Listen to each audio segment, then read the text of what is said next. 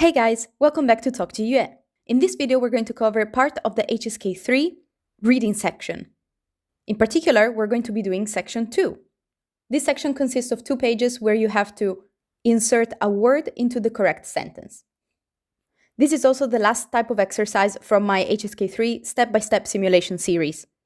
So if you want to see what the other sections look like, go watch that playlist. But for now, let's get right into it.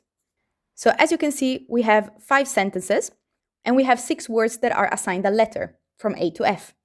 Please pay attention to the fact that we always have an example. For example, the word E. That is going to be excluded. We do not have to insert this word into the sentences. So let's take a look at the example. We have a sentence written in characters, and we need to understand which word fits best, both from a content point of view and also from a grammatical point of view. So the example reads, 她说话的 something 多好听啊. And the example word is 声音. So the sound of her speaking is very nice to hear. So she speaks in a nice way. So let's take a look together at this simulation. My advice is to always read the list of words that you're given first, so you already have a small idea of what the sentences could possibly be about, and then you move on to reading each sentence. So let's take a look at the word list first. A is read 简单, which means simple. It is kind of a synonym of 容易. So it's very important that you always know the grammatical class of the words you are given, because that can help you. Because 简单, for example, is an adjective, so you will find it in a sentence after words like 很, 非常, or 不. B says 举行. 举行 is a verb, and that means to hold something, hold a meeting, or to organize an event, have an event. So it is a verb. So for example, we can insert it after modal verbs such as 我想, 我可以, 我要. Then you will find a verb after that. Then C is another verb, that is 想, meaning to look like or to seem like something or someone. So 我像妈妈, I look like my mom. Then D is another verb, 复习, so to revise, to study for something before an exam. So we can already imagine if the sentence talks about having an exam, that's when you would use a verb like 复习. Then E we're going to skip because that was our example. And then F is 附近. 附近means nearby, or in the neighborhood, or in the surrounding areas. So 附近 indicates a location, so our sentence will talk about most likely where something is located. So knowing this, let's go read each sentence and see if we can guess what the correct word is right away. So 51 reads, 有些事情看上去很 something, 但要做好其实不容易. So first of all, we have 很. After 很, we can only have an adjective. And in this case, we can already tell which word we are supposed to add because we only have one adjective from our word list, and that is A, 简单, simple. So 有些事情, there are some things that they appear simple. 看上去很简单, but 做好, to do them well, it is actually 不容易. As I said, 简单 is a synonym of 容易, so it makes sense that 简单 goes into this sentence. So it is very much answer A. And this might seem like very silly advice, but always remember to mark the answers that you have already done so that you do not get confused and you also get faster at selecting the correct word. So we're going to strike off A. Okay, let's move on to sentence 52 then. 听张先生说机场 something, 那个宾馆的环境不错. Zhang 先生, Mr. Zhang. So listening to what Mr. Zhang is saying, 机场 is the airport. Airport something. 那个宾馆, 宾馆 is a hotel. 环境 is the environment. So the environment of that hotel is not bad. So again, because of how the sentence is built, it would sound a bit odd here to put a verb. For example, we can try to insert the other verbs, but we cannot say 几场举行 or 几场香 or 复习, they are not related to what an airport does. So the only option here is to add a location. And in fact, the sentence is saying 哪个宾馆. So it is telling us about that hotel. And here I have to specify where that hotel is located. So the only option that makes sense here is F. 机场附近. So that hotel that is near the airport. So we also tick off F. Okay, let's move on to 53. 哪个会议要在我们学校 something. 所以老师们最近特别忙. So 会议 means meeting.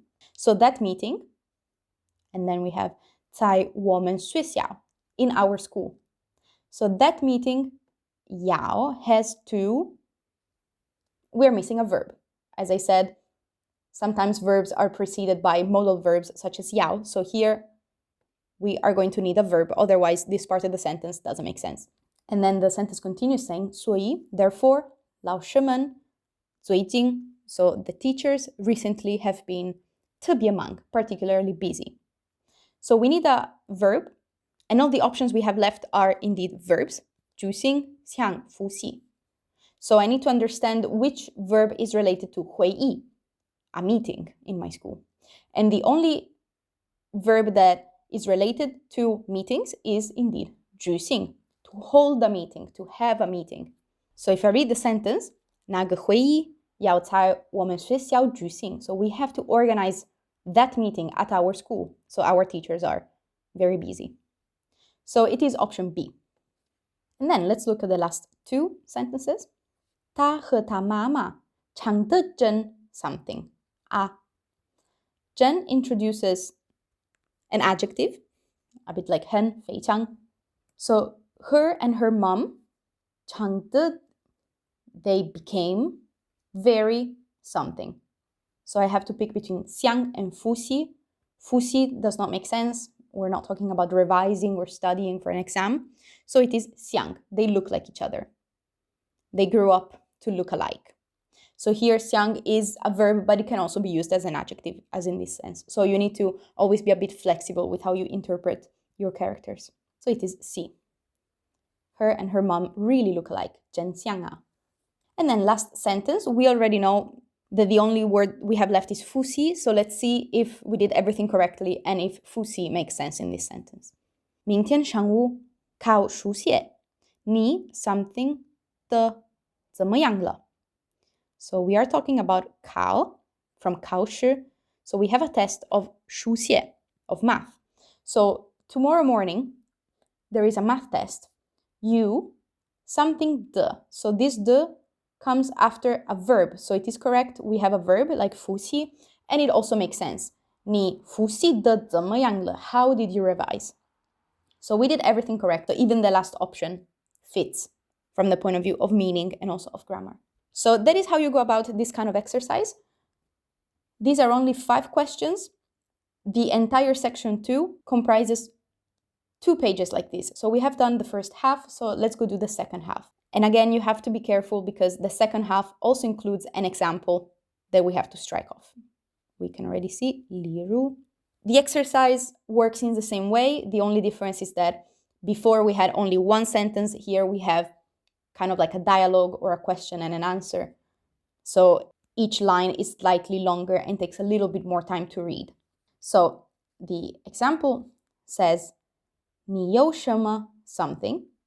And the answer is 我喜欢体育. So what do you? And then we see from the answer it is I how. So what hobby do you have? I like working out. I like sport. So we have taken off the example. Now, like we did before, let's look at the options.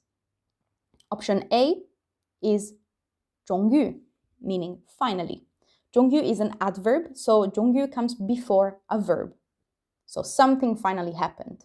For example, you finally arrived. 终于来了. So we need to look for a gap that is before a verb. Then B is 普通话, which is the language we're speaking, meaning standard Mandarin Chinese. 普通话. It is a synonym of 汉语 and 中文. Then C is 많이. That is an adjective and it means satisfied. So I need to look for clues that indicate an adjective, for example,很, 非常, 真, and then I would add 많이. So being satisfied about something. Then E is 치. It means to ride something, and we use it when we talk about means of transport. If we talk about 공공汽车, for example, or 飞机, we say 坐, meaning we are sitting on that transportation. Instead, we use 骑 in two cases when we're saying we are on a horse, 骑马, or on a bicycle, 骑自行车. So those are the only two options we encounter in HSK 3. We already know what to expect. And then F, 一会儿. 一会儿 is also an adverb. It means a little bit of something. So I'm either going to have a sentence with an adjective saying this is a little bit expensive, or it's going to indicate a quantity, a little bit of something. So let's read the sentences keeping this in mind. 56 says, 怎么样? 这房子您还 something 吧? And the answer is, 很不错, 但我还想看看其他的. So we're talking about an apartment, 房子. 您还 means still, and it is an adverb. So I am missing a verb here. My gap is going to have a verb because do you still something this apartment? So I really need a verb. And the answer is, it's not bad, 很不错, but I still want to 看看其他的. I still want to look at other ones. So let's go and look at our options. 终于 we said is an adverb and comes before a verb. Here we do not have a verb, so it is not option A. 普通话 it means Chinese, so it is also not a verb and it doesn't fit the meaning of the sentence. C is 많이. It is an adjective and grammatically can fit this sentence. 닌 hai 많이 봐. Are you already satisfied? And also content-wise, it would fit because this person is asking, are you satisfied with this apartment? And the answer is, it is not bad, but we want to look at other ones. So that is option C. It's a possible one. Option E was 骑. It was 骑马 or 骑自行车. So again, it doesn't fit here. And 一会儿 as well, we cannot use it because if we used it, we would still not have a verb in our gap. So the only option that makes sense is C. 这房子您还满意吧? So are you already content with this apartment? Let's proceed. 57 says 照片上 something. 妈的，这个人是你爸爸？是的，那时他刚参加工作，很年轻。So 照片上, so in the picture, something, 妈的, so we're talking about a horse. 这个人, that person, is it your father? And B says it is. At that time, 那时, at that time he had just 参加工作, he had just started working, just joined the workforce. 很年轻, he was really young. So as we predicted, we're talking about a horse. So let's consider all options anyways, but option B, 普通话, does not make sense. To say 照片上普通话吗? It doesn't fit. Option E really fits because it means on a horse, the person that is riding a horse, 骑马的这个人. And instead, option F also doesn't make sense because we need a preposition that tells us that someone is on the horse, and that can only be done through using 骑马的. So it is E. So let's go to the next one. We are left with three options, A, B, or F. A says, 儿子，快起床，外面天气非常好，我们出去跑跑步. And the other person answers, 今天是周末，您让我才睡 something 吧. So 儿子, son, 快起床, get up fast, get up quickly. 外面 outside 天气非常好. Outside the weather is amazing. 我们出去跑跑步. Let's go out for a walk. And B says, 今天是周末. Today is the weekend. 您让我才睡. 睡 is part of 睡觉, so please let me sleep more. So the gap comes after the verb to sleep. Again, since this gap is after a verb, it cannot be option A because we said that 终于 is an adverb, so it would come before. 普通话 is not related to sleeping, so it is not option B. So we are left with F, and it does make sense. 一会儿, a little bit. So please let me sleep a little bit more. So 您让我再睡一会儿吧. So it is F. And now let's look at the last two. We are left with two options, 终于 or 普通话. And A says, 他的 something 说得真好. And B, 当然了，你不知道，他是北京人. So his something, he speaks it 真好, really well. We said that the first option, 终于, finally is an adverb and goes before a verb, and here we have a gap before the verb 说. But here we cannot use it because otherwise 他的 would not have the noun that it requires. His what? We need to add a noun. And the only noun we have is 普通话, and it makes sense. His standard Chinese is really good. And the other person says 当然了. Of course, didn't you know he is from Beijing? So it is 他的普通话. And just like before, we already know by exclusion that this last sentence is going to have option A as an answer, 终于, but we still need to check and make sure we did everything correctly, because it can happen that if you mixed something up, then the last sentence doesn't make sense and you need to go back and double check all of your answers. So let's see. A says 8年了. 他 something 同意跟我结婚了. And B, 真的吗? 太好了. 我真为你高兴. So it has been 8 years. 8年了. 他 something 同意. 同意 means to agree. So it is a verb. She agreed 跟我结婚了, to get married with me. So again, 同意 is a verb. Let's look at the grammar first. 终于 is an adverb, so it can totally go in this gap.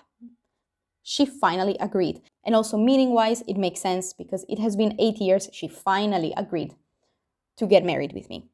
So we did everything correctly, and we can finish with option A here. So this is the end of section 2 of the reading component of the HSK 3 exam. Of course, this is still the old system because we do not have any official simulations of the new HSK 3.0. So that is all for today. If you are interested to see how the new HSK 3.0 system looks like, I have made a video specifically about that where you can see all the types of exercises that will be included from 2026 on.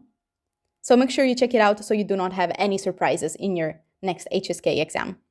But for now, thank you for going through this simulation with me, and make sure to check the other videos about HSK 3 that I have in this playlist.